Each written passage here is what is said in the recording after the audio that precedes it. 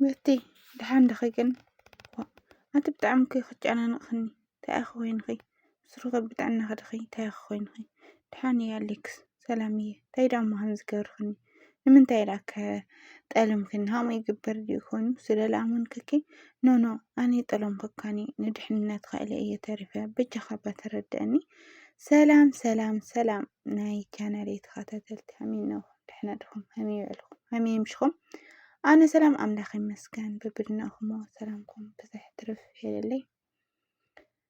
أنا كرات أو نزا channel حدث تكونكم لايك سبسكرايب بمقوار بيتسوي يكونوا بيتسوي دما هم بلمود لايك أنا زريتهم أو كومنت ومات مبرتاهم يفلين مالي تلتقور اللي مبرتا يغني اللي زاير يخور اللي نالخونا لما أنت تحتي دما بيتينا أليكسيوم مالتي بيتسا ያው ትማሊ ኩላትና ምንፈልጦ ብኦት ትማሊ ቆፀሮ ከም ልነብሮም ፕሮግራም ኣለና እዩ እሞ ኣብ ሰዓት ክተረኸቢ ዓብዪ ፕሮግራም ኣለኒ እዩ ንዓኽልኾን ለዘጋጀኽዎ ፕሮግራም ይብላ ነብሩ ንቤትና ቤት እውን ያው ብደስታ ትነብራና ደስ ኢልኪ ትመፅእ ዲኺ ኢላ እሞ ብጉያ ደስ እናበለኒ ይመፅን ፈረቓን እምበር ትብሎ ነብራ ማለት እዩ ቤተሰብ እና ብድሕሪኡ እውን ሊሊ ግደፍ ኣይ መንገድ ድኻን ኣይሳኽዓልኻን እዩ ግደፍ ላትልሙነ ነብራ እዚ ነገር እዚ እንታይ ከም ትናገራ ይፈልጥ እዩ እሞ ኣቋርፆ እዚ ነገር እዚ ከይተናገርካያ ኣትርፎ ትብሎ ነብራ ማለት እዩ ኣይሳኽዓልኽን እዩ ኖ ዝሓሰብ ኩሉ ነገር ድማ ኣነ ካብ ምግባር ኣይ ድሕርኒ ኣይተርፍኒ እዩላ ማለት እዩ ቤተሰብ እንግዲህ እና ቤት የማነው ሊሊ ለምን አትያግዴ ፍላስ ደማ ኖ ኣይሰምዐክኒ ሕዚ በጭራሽ ኣይሰምዐክን ኣፍጥነ ኢሉ ገድፍዋ ከም ልኸዳ ኩላትና ንፈልጠና እና ለማዕንቲ ድማ ቤተሰብ ያው ኣፍቲ ፕሮግራም ቤት ኣይመፀትን ቤት ጠልማትን ንብሉ ከማረር ነይሩ ግን እንታይ ኣኾይና ብጥዕና ኣድይብሉ ይጨናነቕ ነብሩ እንግዲህ ወይዘሮ ቤት እውን መፂኣ ማለት ቤተሰብ ስለደውሉ ንዒ ስለለበላ ይመስለንና ታኾይን ኸይ ንምንታይ ጠለምክኒ ልብል ጥያቄ የቕርበላ ሞሳ ድማ ነቲ ጥያቄ ክትምልሶ ኣይደልየትን ማለት እዩ ልመቕረያ መትረፍኣ ምኽንያት ክትናገር ኣይደልየት ቤተሰብ እንታይ እቲ ሚስጥር ኣይደኖ ብቻ ግን ያው ኣነ ንድሕንነት ኢለየ ቀርየና ተረድአኒ ትብሎ ነብራ ማለት እዩ ቤተሰብ እና እንታይ ድሕንነተይ ንምንታይ እና ንምንታይ ኣነሲ ኣምነኪ ስለልኣመን ክክት ፕሮግራም ብዙሕ መስዋዕቲ ከፍለ እቲ ፕሮግራም ሰርሐዮ ግን ጠልምክኒ ክሕድክኒ ቀሪኺ ሃምኡ ይግበር ኮይኑ ይብላ ማለት እዩ ቤተሰብ እሳ ድማ ኖ ኣይጠለምኩካን ኣይክሓድኩካን ኣነ ንዓኻ ድሕንነት ክልየ ተሪፈ ፎቶ ይኹን ተሪፈ ናይካ ንዓኻ ለይኹን ነገር ንከይበፅሐካ ድሕንነት ኢለ ቀርየ ተሪፈ ትብሎ ማለት እዩ እንታይ ድሕንነት ግልፅ እንደገበርዮ ግልፂ ኮይኑ ክትናገሪ ኖ ከዚ ደኣ ክናገር የደልን ካል መዓልቲ ክነግረካ ልደሊ ከዚ ኣይነግረካ ትብሎ ማለት እዩ ቤተሰብ እሱ ድማ ኖ ከዚ ከይነገርክኒ ናብ ማንም ኣይትኸድን ግዴታ ክፈልጥ ኣለኒ እቲ ምክንያት ኢሉስ ጥሚ ሒዛ ማለት እዩ ቤተሰብ እንግዲህ ቤት ድማ ዝነገር እዚ ክትናገሮ ክተውፆ ኣይደልየቲ ማለት እዩ እንታይ ምስጥሩ ልብል ናይ ኩላትና ጥያቄ ማለት እዩ ቤተሰብ ምን ኢሉ ህድድ ኣሎ ምን ኢሉ ፈራርሕ ኣሎ እንድዒ ደኖ ክርድአኒ ይኽኣለ ብቻ እውን ሕዚ እውን ኣነ በቃ ኣብዚ ምሳኻ ብዙሕ ደውደው ክብል ኣይደሊ ምክንያቱ ልከታተለኒ ሰብ ስለለሎና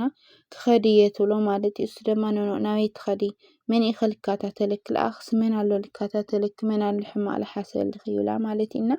እንታይ ነገሩ ኖ ኣነ ንድሕንነትካ ኢለ ከም ዝቐረብኩ ግን ተረድአኒ በጅኻ ኩሉ ግዜ ትርድአኒ ነይርካ ምሽ ሕዚ እውን ተረድአኒ በጅኻ ትብላ ትልምኖ ማለት እዩ ቤተሰብ እሱ ድማ ኖ ክርድአልካ ኣይኽእልን ኣነ እቲ ምክንያት ፀወይኒ እሞ ክርድአልክ ይብላ ማለት እዩ እና በቃ ንዓኻ ድሕንነት ክል ይቐርየን ማንም ኣይኮነ ትብሎ ማለት እዩ እና እንታይ ኮይነ ኣነሲ እንታይ ዓይነት ፀገም እኒአኒ እንታይ ንዓይ ድሕንነት ዝበሃል ኣነ እንታይ ኮይነ ድየ እንታይ ድዩ ሓድሽ ነገር ሎሎ ነገር ተልዩ ተናገርኒ ግልፂ ግበርለይ ይብላ ማለት እዩ ቤተሰብ እንግዲህ እሳ ድማ ኖ ከዚ ዳይ ሰዓቱን ኣብ ሰዓቱ ግዜ ክነግረካ እዩ ወይ ድማ ቴክስት ክገብረልካ እሞ ከዚ ክፍለካ እና ኣኪድ نتوسنا جزء دم كترخونا يدلي تلو مالتي تغيرك من تاي يولامو نو كن رخوين دلي ندحن نتخا إلى كأخا كرح وسنينا كي ترخوين نكرن رخو دم يدلي بسلكي بتكست نرخوينا تلو مالتي بيتسا already من إفرار هو من كي تقريولو هادجوا من مكرد أني خالي بيتسا نبيت لشنف نبيت لفرح سو ترخو مسل مالتينا ያው ሁሉ ጊዜ አንልናገሮ ሁሉ ጊዜ ይልና ሌናት ኻሲ አይናት ኻይ ይልነብራ አነ ቤተሰብ ማለት ይውና ና እዚ ሰብዝና አለዩ በቃ ኢላ ና ዓላ ሙኻኑ ተተአምነሉ ነብራ ሐቅል ምንጋር ብዙ ነገር ዚ አሃም ተረፈቲ ወሃልቲ ማለት አሃም ተረፈቲ ክለኩም ያው ዝኾነ ሰብ ኸዚ ካውርሓ ወይ ሃምዝን ገብረከና ካውርሓ ወይ ንዑ ሃምዝን ገብረና ውሎማ ክኾኑ ክኽእል ግን ለለ ሓቂ ብሓቂ ተፈትዮ ኮይና ምስኡ ኮይና ድጋፈጥ ነብራ ልኾን ይኹን ፀገም መፁ ማለቲና ብቻ ሐዝ ግን አነ ንዓኻ ድሕንነት ክል የርሕቀና እኮ ቶሎ ነብራ ብቻ ለአሌክስ መንኡ አፍቱ ጉዳይ አትል ርብሾምሎ መን ኢለ ፈራርሐሎ ልብል ንኹላትና ውን ጥያቄ ኮይንና ነው ማለት እዩ ቤተሰብ ንዑውን አይተናገረቶ ይትነገር ማለት እዩ አነ ከም ጠርጠርኽዎ ግን ለኾነ ሰብ ንስኡ ከይትቃሪ ወይ ንኡሉ ጎዶኤና ልበላ ሰብ ከም ለሊ አነ እንትንለ ማለት እዩ ቤተሰብ ጠርጥረ ማለት እዩ ንዓኻ ድሕንነት ክልኤ ተሪፈ ንዓኻ ድሕንነት ለርሕቕ ለለኹ ክትብሎ ተላሲ አነ ሃምየ ትረድእ ማለት እዩ ቤተሰብና ኩራት ስኹም ከስክታይ ተረድእኹም ካብዚ ቪድዮ እናት ፕሮግራሙ ለይተሳክዐሎም ምትራፉን አን ሓቅል ምንጋር ብጣዕሚ ደስ ዝብለኒ ማለት እዩ ምክንያቱ አነ ናይ ሊሊ ደጋፊትና ሊሊ ክትጉዳእ ይኹን ክትናደድ ምናምን ክትባሳጮሲ ከነጥራሽ ስለለይደልያ ማለት ኢና እንግዲህ ኩራት እዚ ነገር ዚ ታይክለኩም እንግዲህ መጨረሻው ታይልኾን ኩላትና ሓርና ኢና ንሪኦ ማለት እዩ ታይነት እንትን ይመጽሕዋ እንድዒ ግን አሌክስ ትናዱ ያው ስሜታው ኮይኑ ውስጡ በቃ ስር ከም ለለ ይናገር ነበረና እንግዲህ ብዙሕ ከሳራ ውን ከስር ክኾን ብዙሕ ወጪታት ውን ወፁ ክኾን እንግዲህ ንዓኑ ፕሮግራም መዘጋጀይ ማለት እዩና ቋርቻው ማለት እዩ እሰይ በሃልቲና እውነት እሰይ አነ ውን ሃም ኮሜንታት ኮይነ ኮሜንታተራት እሰይ ልብል ኮሜንት ብዙሓት ነበሮም ነማንትና